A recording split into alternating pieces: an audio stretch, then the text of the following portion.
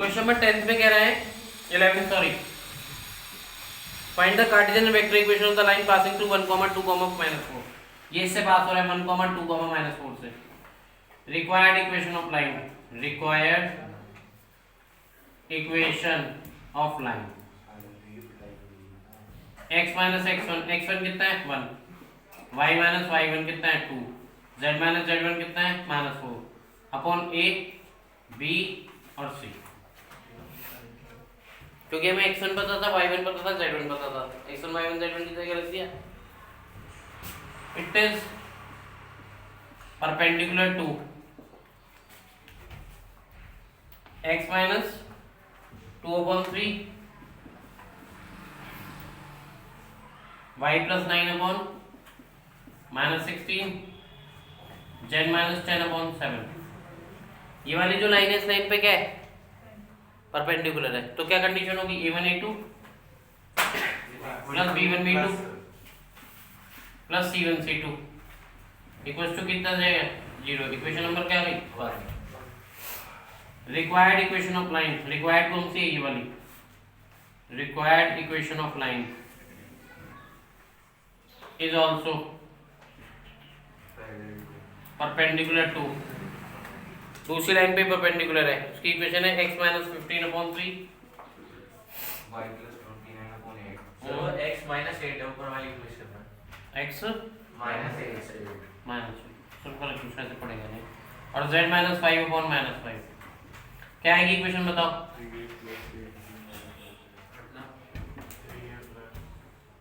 3a + 8b -5c 3a + 8b -5c equals to 0। a1 a2 plus b1 b2 plus c1 c2 equals to 0। दो equation आ गई ABC में। कोई दिक्कत है यहाँ तक आ गया तो समझ में। क्वेश्चन दूंगा मैं भी ऐसा करने के लिए। हम इन दोनों को सॉल्व करेंगे। हम ये क्वेश्चन हमने आपको कल भी करवाया था। इन दोनों को सॉल्व करके क्या आएगा एबीसी सॉल्व कैसे करेंगे, यहाँ लिखेंगे a, यहाँ लिखेंगे b और यहाँ लिखेंगे c upon upon upon equal to b में माइनस आता है। अब कैसे कि इसके कोएफिशिएंट लिखो। इसका कोएफिशिएंट है 3 -16 और 17 -16 और 7। इसका कोएफिशिएंट 3 8 और -5 है 3 8 और -5। कोई दिक्कत यहाँ तक। a के लिए किसे हाइड करेंगे, a को हाइड करेंगे ना, कितना आएगा 16 5 से 80 7 8 से कितना आएगा 56। b में इसे हाइड करेंगे तो कितना आएगा -15 -21। c में कितना आएगा 8 3 का 24 माइनस का 48 आएगा प्लस का 48 हो जाएगा। a अपॉन कितना आएगा 34 नहीं आएगा 24 आएगा। b अपॉन कितना आएगा माइनस के b अपॉन -36। c अपॉन कितना आएगा 72। किससे मल्टीप्लाई करूं 12 से मल्टीप्लाई कर दो तो आ जाएगा a अपॉन 2 b अपॉन 3 और c अपॉन कितना आएगा 6। a आ गया 3 b आ गया 3 c b कितना आ गया 3 और c कितना आ गया 6। Therefore required equation of line, required equation of line। ठीक है यहाँ तक। पहले हमने इस पॉइंट से पास हो रहा था, ये x1 रखा y1 रखा z1 रखा। ये वाली लाइन इस लाइन पे परपेंडिकुलर थी, उससे abc में एक इक्वेशन आ गई। ये वाली लाइन जो है इस लाइन पे परपेंडिकुलर है, उससे एक और इक्वेशन आ गई। दोनों को सॉल्व किया हमने किससे एलिमिनेशन क्रॉस मल्टीप्लिकेशन मेथड से, क्रॉस मेथड से। ये इसके कोएफिशिएंट लिखे हैं पहले इक्वेशन के 3 - 16 7, ये 3 8 माइनस, ये रफ वर्क है वैसे।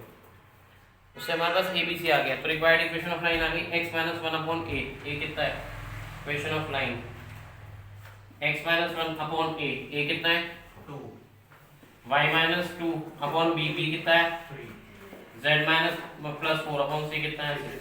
ये आंसर आ गया इक्वेशन का वेक्टर फॉर्म, कार्टेशियन फॉर्म में। वेक्टर फॉर्म में बदलना हो तो वेक्टर फॉर्म में x1 y1 z1 से a आएगा।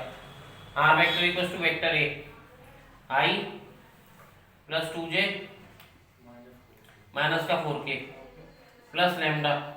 वेक्टर भी कितना आएगा 2i प्लस 3j प्लस 6। ये आंसर ठीक है। बोलो साइन चेंज कर दिया किसके I + 2j नहीं, ये तो x - x1 होता है ना, तो x1 बनाएगा y - y1 ये भी होगा। z - z1 तो सिंपल स्टैंडर्ड फॉर्म में लिखोगे तो आएगा। a/2b/3c/6 आ गया, तो इसमें हाँ। हमने a = 2 कैसे ले लिया? एक्सरसाइज में ऐसा है कि इसके इक्वल टू में लैम्डा रखोगे, तीसरी इक्वेशन में तो फिर मैं किसी कोएफिशिएंट से लैम्डा की वैल्यू निकालूंगा, यहाँ से वाली मान लेते हैं डायरेक्ट, यहाँ मान लेते हैं, हम दिखाने के लिए सीधा इसी इक्वेशन होती तो मान लेते हैं, तो जैसे इसमें 3 वेक्टर में ठीक है। यहाँ तक एनसीईआरटी मिसलेनियस एक्सरसाइज निकालो। सर 1 मिनट उतार लेते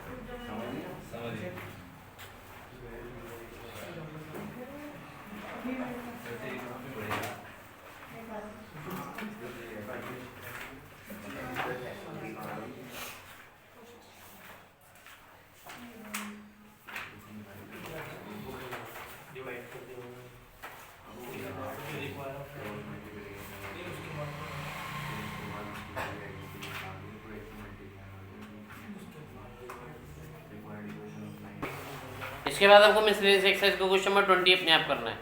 सर ये NCERT सेम है। क्वेश्चन नंबर 12 से 12 बहुत इंपॉर्टेंट है, इसमें हमें कह रहा है show that the lines intersect each other. Intersect हम शॉर्टेस्ट डिस्टेंस से ही प्रूव कर सकते हैं, अगर उसके बीच की शॉर्टेस्ट डिस्टेंस 0 आ जाएगी तो प्रूफ हो जाएगा इंटरसेक्शन है। असाइनमेंट का क्वेश्चन नंबर 12 है, ठीक है। क्वेश्चन नंबर 12 लेकिन हम दूसरे मेथड से करेंगे। देखो पहली इक्वेशन दे रखी है x + 1/3 y + 3/5 z + 5 कितना है 7 इक्वल टू लैम्डा 1, ठीक है। यहाँ से x की वैल्यू बताओ कितनी आएगी, x + 1/3 equal to lambda, x + 1 equal to कितना आएगा 3 लैम्डा, x कितना आ गया 3 लैम्डा माइनस 1, y कितना आएगा 5 lambda minus 3 5 lambda minus 3, z कितना आएगा 7 लैम्डा माइनस 5 7 लैम्डा माइनस 5। ये पहली इक्वेशन से x इससे लैम्डा के इक्वल रख के x आ गया, इसको इक्वल रख के y आ गया, इसको इक्वल रख के z आ गया, टेबल के इक्वल रख दो। सेकंड इक्वेशन दे रखी है हमें x - 2 अपॉन कितना है 1, y - 4 अपॉन कितना है 3 z - 6 5 इक्वल टू कितना आएगा म्यू, x कितना आ जाएगा mu plus 2 y equal to कितना आ जाएगा 3 म्यू प्लस 4 और z आ जाएगा आपका 5 म्यू + 6 प्लस 6। दोनों इक्वेशन से x और y और z आ गए।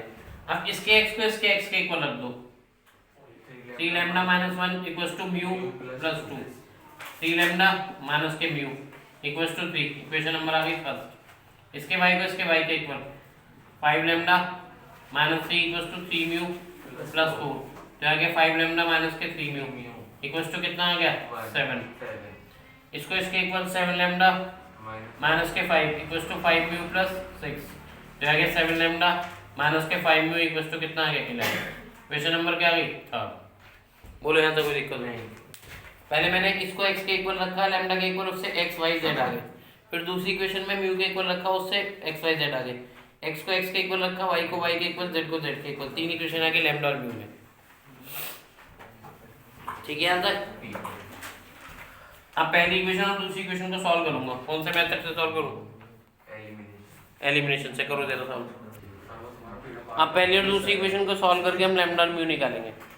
जो आंसर आएंगे अगर वो थर्ड इक्वेशन को सेटिस्फाई करके तो प्रूव कर जाएगा कि दोनों पॉइंट आप दोनों लाइन आपस में क्या कर रही है, इंटरसेक्ट कर रही है। फर्स्ट इक्वेशन में कितने की मल्टीप्लाई करें? 3 की।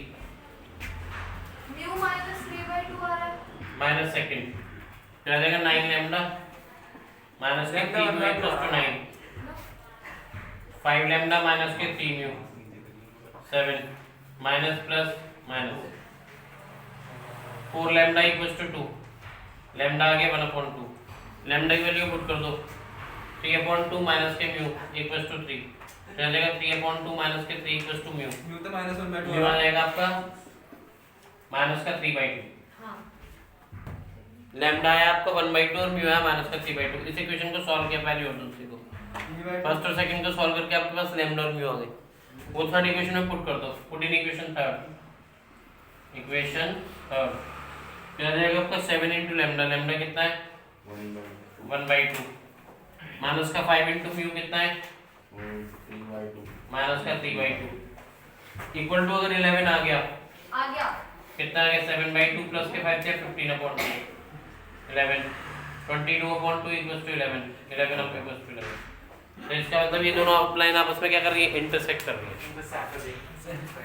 पहले इक्वेशन से लैम्डा के इक्वल रख के x की 3 वैल्यू है, दूसरी इक्वेशन से म्यू के इक्वल पुट करके 3 वैल्यू फिर आई, दोनों को हमने इक्वल रखा है, x को x के इक्वल, y को y के इक्वल, z को z के इक्वल।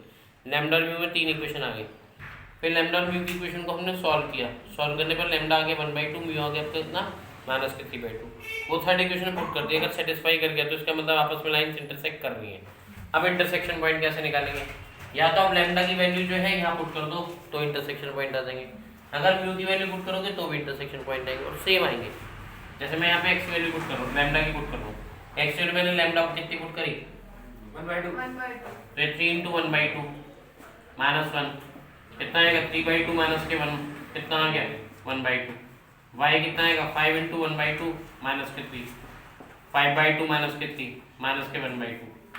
z कितना आ गया 7 × 1/2 -5, 3/2 -5 कितना आएगा माइनस के 3/2। तो पॉइंट आ गया 1/2 कॉमा माइनस के 1/2 कॉमा माइनस के 3/2, ये आंसर आ गया 1/2 कॉमा -1/2 कॉमा माइनस के 3/2। ठीक है, कैसे निकालेंगे लैम्डा की जो वैल्यू आई थी उसको यहाँ पुट कर दो ठीक है तो x y z आ गया इंटरसेक्शन पॉइंट। ठीक अगर आप म्यू की वैल्यू को भी यहाँ पुट कर दोगे तो भी सेम पॉइंट आएंगे, ठीक अलग नहीं आएंगे। ओके सर सर जो आपने थर्ड इक्वेशन पॉइंट रखे हैं ये तो सर हम सेटिस्फाई करेंगे, हैं ये जो आपने हमेशा नहीं करेंगे, म्यू और z हमेशा कभी-कभी करेंगे किसी किसी हाँ म्यू थर्ड इक्वेशन को सेटिस्फाई नहीं करेंगे तो इंटरसेक्ट नहीं करेंगे लाइन। लेकिन इसमें क्या है शो दैट हाँ तो शो दैट मतलब अगर वो इंटरसेक्ट कर रहे हैं, अगर थर्ड इक्वेशन में सेटिस्फाई कर गए तो इंटरसेक्ट करेंगे, सेटिस्फाई नहीं करेंगे तो इंटरसेक्ट नहीं करेंगे, तो आगे के पॉइंट्स भी नहीं निकलेंगे। ठीक है, तो ये आपको कौन सा क्वेश्चन था, क्वेश्चन नंबर आपका 12 था। कुछ करना है कि नहीं तो खत्म, करना पड़ेगा नहीं ये खत्म।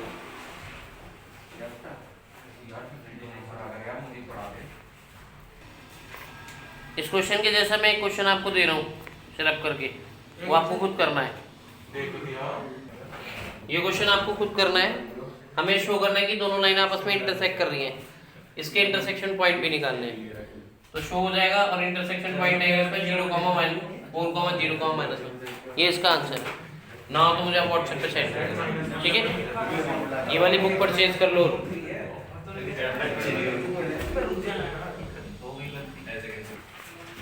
असाइनमेंट का जो क्वेश्चन नंबर 22 है वो भी सेम ऐसे होना है, वेक्टर फॉर्म में गिवन है, वेक्टर फॉर्म को हम कार्टेशियन फॉर्म में कन्वर्ट कर लेंगे, कार्टेशियन फॉर्म में कन्वर्ट करने के बाद उसको सॉल्व कर लेंगे। तो अगर ये कोई भी लाइन है कि दोनों लाइन आपस में इंटरसेक्ट कर रही है तो उसको आप वेक्टर से कार्टेशियन फॉर्म में कन्वर्ट कर लेना। वही पहली वाली इक्वेशन में लैम्डा के इक्वल रखना, दूसरे में म्यू के इक्वल, उससे दो इक्वेशन आ जाएंगे आपके पास, 3 लैम्डा और म्यू में। पहली दूसरी को सॉल्व करेंगे उससे लैम्डा और म्यू आएंगे, तीसरी इक्वेशन को सेटिस्फाई करने का, सेटिस्फाई करने के बाद लैम्डा की वैल्यू है तो पहली इक्वेशन में डाल देना x y z में, तो इंटरसेक्शन पॉइंट आ जाएगा। तो असाइनमेंट का जो क्वेश्चन नंबर 22 है वो सेम है इसके जैसा, ठीक है।